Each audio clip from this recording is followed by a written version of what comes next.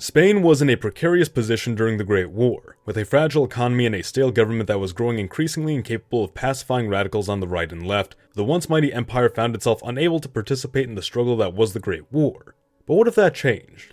What if in an alternate timeline, Spain joined the Triple Entente?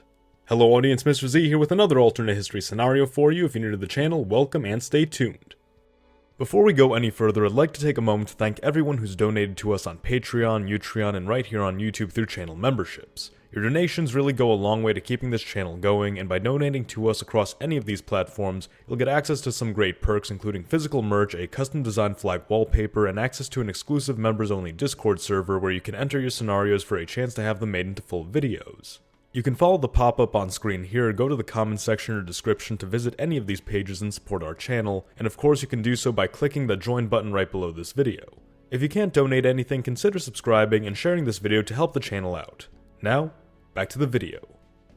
Spain really didn't see much to gain from its involvement on either side, and it had been courted by both the Central Powers and the Triple Entente who felt they could sway the beleaguered country with promises of regaining its prominence on the European scene. By that point in time, Spain's once world-spanning empire had been drastically reduced in size, the Spanish-American War of 1898 having left Spain with only minor holdings along the coast of Western Africa. We cover the details of Spain joining the Central Powers in this video here. Theoretically, Germany and the Central Powers would have been able to promise the Spanish much more than the Triple Entente, as Spain neighbored Entente states or colonies on all sides. Spain could have been allowed to annex parts of or all of Portugal, annex borderlands from France, and seize colonies in northern Africa from France and Britain, including the much-desired Gibraltar, not to mention lay claim to French and British possessions in the Caribbean if they sought to reassert their presence there. The question would only be how realistic it would be for Spain to actually hold on to these territories if they could even effectively seize them in the first place. Now, if we consider the Entente, Spain would have taken on a far more passive role, being well behind the front lines. However, having been geographically removed from every Central Power and their colonies, wouldn't have very much in the realm of post-war spoils. The greatest benefits they could realistically hope to acquire would be Germany's colonies in Western Africa and potentially those of the Pacific, but Japan and Britain would almost certainly beat Spain to the punch in the Far East, and even insofar as Germany's African colonies, France and Britain would hold a greater interest in annexing Namibia, Tanzania, and Cameroon, given their proximity to their own colonies. Tanzania in particular linking together Britain's East African colonies in a continuous line and allowing for the construction of a Cape to Cairo railway. There would likely also be doubts about Spain's ability to maintain control of these colonies and prefer that Spanish focus remain more localized in northwest Africa. A willing concession from France of Morocco to allow Spain to unify its North African colonies in exchange for their support could have been negotiated, but still it wouldn't be any massive prize, though once again nor would Spain's involvement have been a great prize for the Entente. Spain would very likely provide some manpower and resource support to France, perhaps helping France to secure Cameroon from Spain's colony of Guinea, but beyond this, Spain's involvement in the war would still be minor.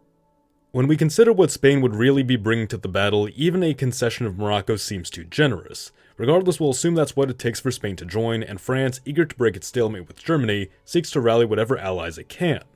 With Spain's help, the wars ended slightly earlier than in our world, added manpower on the French front being enough to tilt the stalemate in France's favor and begin an earlier push into Germany. Spain's standing among the victorious great powers would have improved, but domestically internal relations would have been strained. The country had been divided on which side to support, and the government choosing the Entente may have left more conservative elements which tended toward favoring the Central Powers feeling more alienated. War mobilization would have strained Spanish resources, and a terrible lack of preparation such as that which had occurred during the Rif War in the 1920s would almost certainly have led to Spain suffering a disproportionately large casualty rate.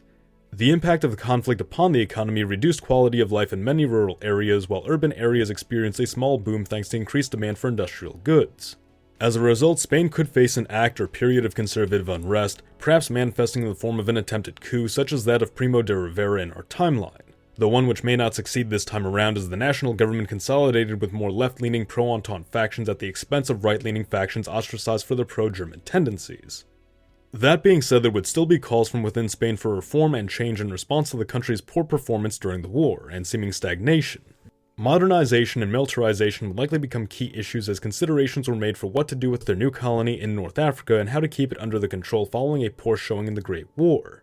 In our own timeline, the Rif War had been disastrous for Spain, and Primo de Rivera had squared up the result as the fault of incompetent politicians and bureaucrats who failed to provide soldiers with adequate supplies and information. In this alternate timeline, it may instead be the politicians of Spain blaming the military brass for shortcomings during the Great War and seek to reorganize the officer corps as part of Spain's modernization and reform strategy.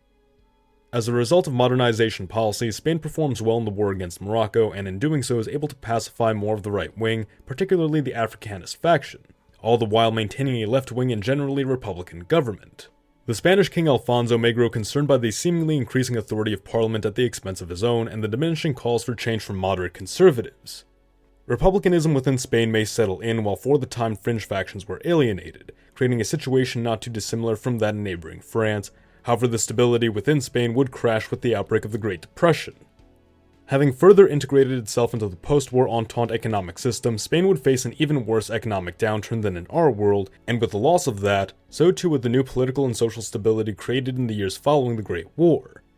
Just as in our world, Spain would find itself hurtling toward a civil war, but after years of building legitimacy for republicanism, winning over more moderate conservatives, and restructuring the military to maintain a leadership loyal to the parliamentary order, the Spanish Civil War could see a far more favorable outcome for the Republican faction.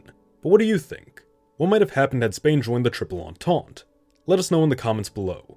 The US of Z thanks you for watching. Mr. Z, out.